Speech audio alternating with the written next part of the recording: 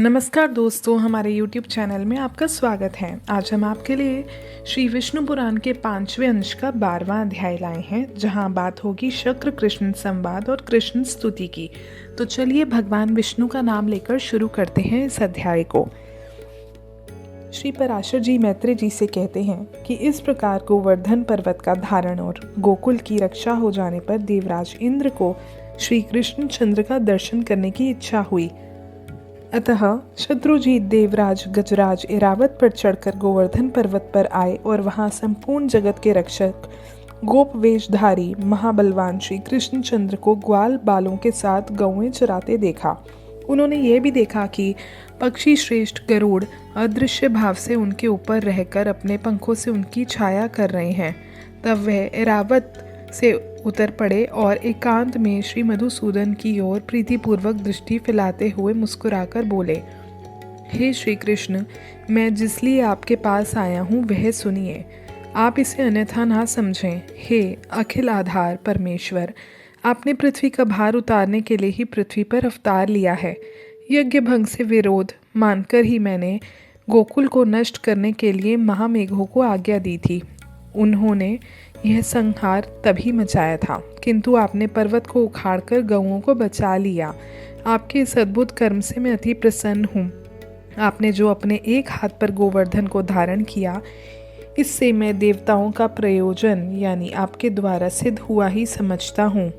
गोवंश की रक्षा द्वारा आपसे रक्षित कामधेनु आदि गौओं से प्रेरित होकर ही मैंने आपका सत्कार करने के लिए ही यहाँ आपके पास आया हूँ।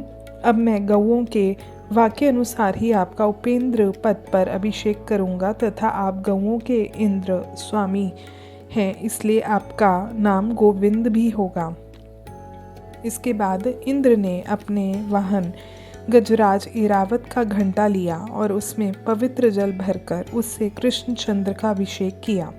श्री कृष्णचंद्र का अभिषेक होते समय गौओं ने तुरंत ही अपने स्तनों से टपकते हुए दुग्ध से पृथ्वी को भिगो दिया।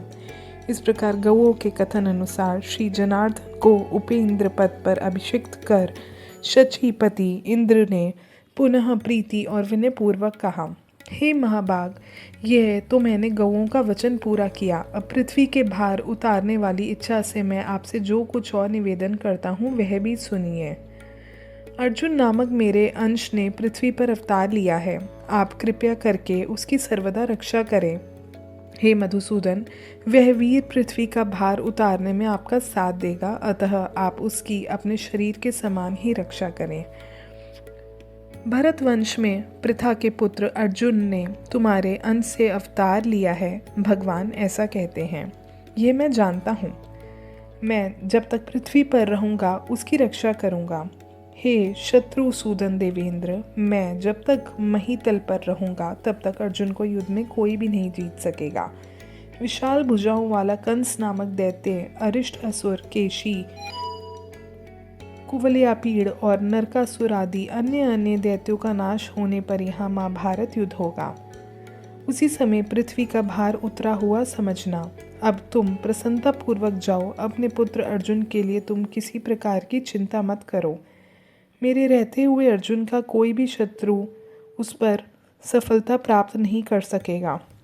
अर्जुन के लिए ही मैं महाभारत के अंत में युधिष्ठिर आदि समस्त पांडवों को अक्षत शरीर से कुंती को दूंगा।